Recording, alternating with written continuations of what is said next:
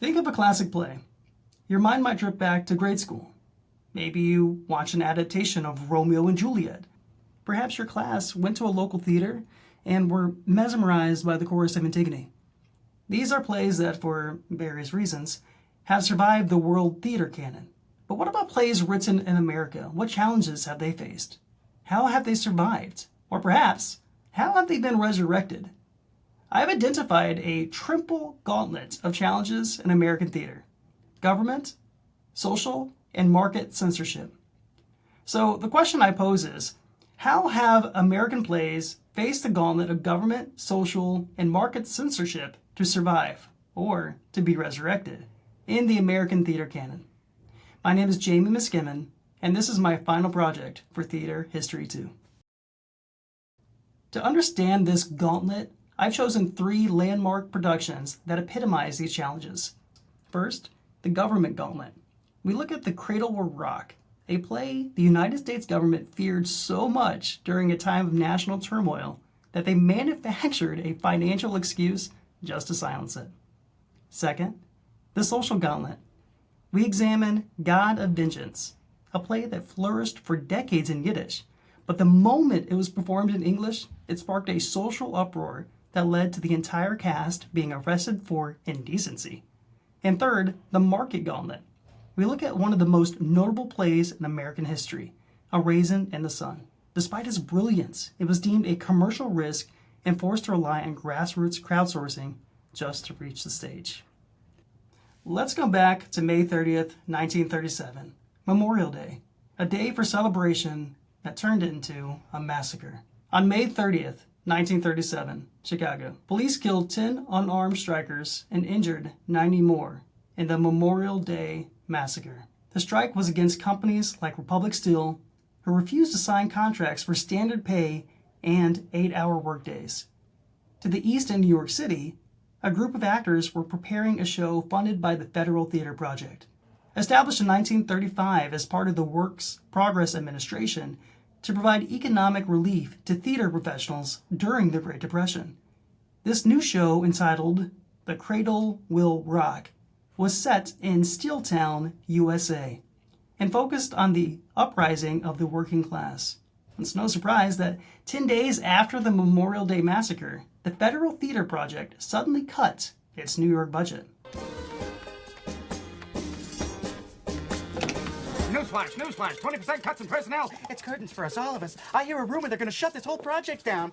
On June 16th, opening night of The Cradle Will Rock, armed guards locked the door of the Maxine Elliott Theater. Actors Equity head Frank Gilmore informed the cast that actors appearing on any other stage while on the WPA payroll might be considered employed and could possibly lose their jobs.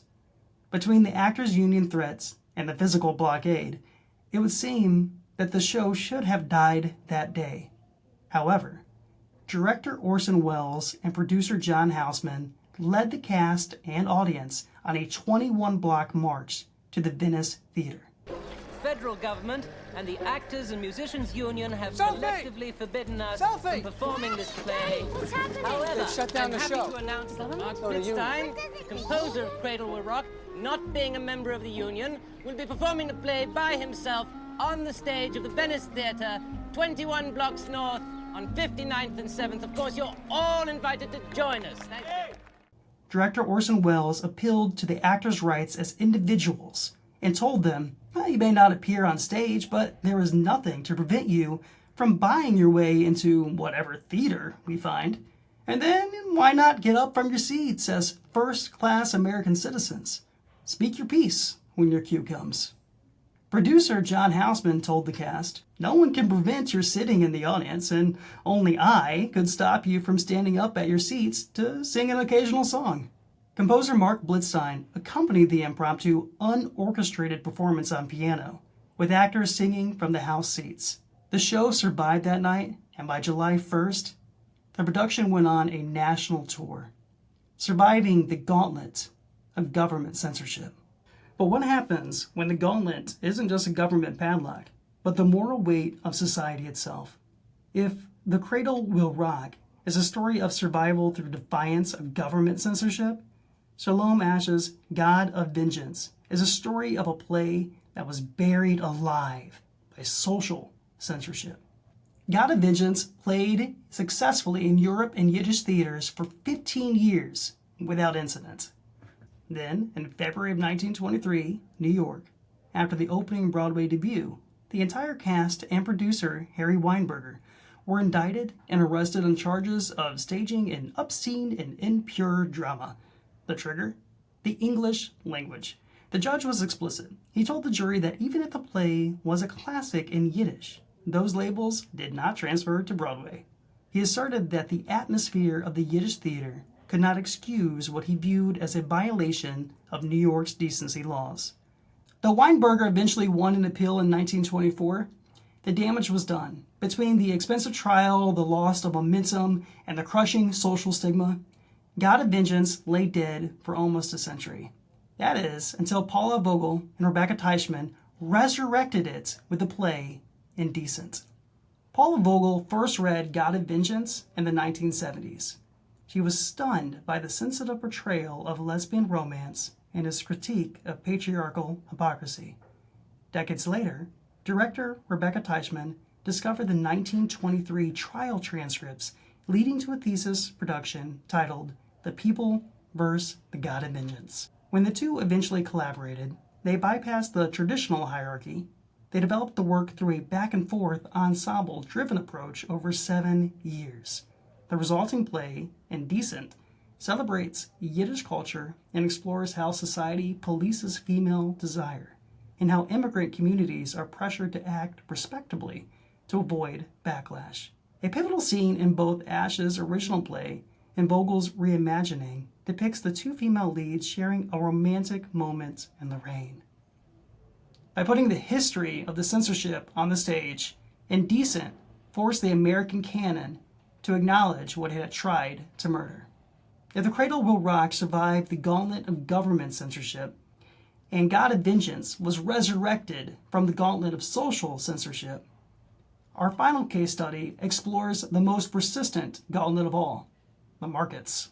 In 1959, A Raisin in the Sun had to prove its worth not just to the critics, but to a financial system that didn't believe a story about black people could be profitable. Why would the white producer Philip Rose fight so adamantly to produce this play in the 1950s? Because he was a social rights activist, and more importantly, he was a friend. In 1952, actor William Marshall brought Sidney Poitier to Philip Rose's apartment for a meeting on civil rights. They became close through their activism and social lives, often meeting at Sidney's Harlem restaurant, Ribs in the Rough, for weekly poker games with out-of-work black actors. Philip met Lorraine Hansberry while she was working as a waitress and singer, and a deep friendship formed. I remember going to a play that was done in the village about a black family with Lorraine. We used to go to the theater a lot to all the off-Broadway things. And she didn't like the play. And she said, well, if I was going to write about that kind of thing, I could write a better play than that. And I said, I was not a producer at that time. We were just friends. I said, well, try it. Maybe something will happen. And about a year and a half later, she showed me what was the first draft of Raisin in the Sun. After Lorraine brought the script, Raisin in the Sun, to Philip, they shared it with Sidney Poitier. Sidney's response was simple. If Philip could raise the money, Sidney would do the play. It took a grueling grassroots approach and over 3 years before Philip could secure the investment. On March 10th, they held a preview night, which turned out to be a flop. And during the performance, Lorraine and I sat in the back and watched an audience that was rather non-committal, to put it mildly. They didn't know much about the play. They were a preview audience. And Lorraine said to me, well, I guess things are different in other towns. It looks like it's a flop. My press agent at the time took me to a bar next door at the end of the second act and said, this is what we have to do. We have to close it down, and I'll try to get Kazan to come in and take over, and we'll have to do a lot of work on it, because obviously this is not going to work. Despite the press agent's warnings to delay opening, Philip stayed the course. He simply didn't have the money to make changes. Opening night, however, was a 180-degree turnaround. The audience cheered, demanding that Lorraine Hansberry take the stage to be celebrated. It ran for 530 performances, won the New York Drama Critics Circle Award for Best Play in 1959, was adapted into a major film in 1961, and has been triumphantly revived on Broadway in 2004 and 2014. The history of government censorship attempting to subdue its citizens, the strong but fickle social movements trying to silence voices, and the cold hardships of the marketplace. These have all shaped the American theater canon. But as we've seen, the canon often takes shape in spite of that censorship.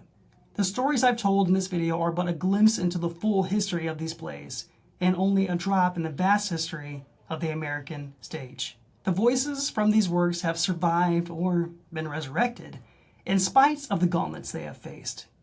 Now, future voices will have to survive their own gauntlets. I'm Jamie Miskimmin, and this is my Theater History 2 final project. Thank you for watching.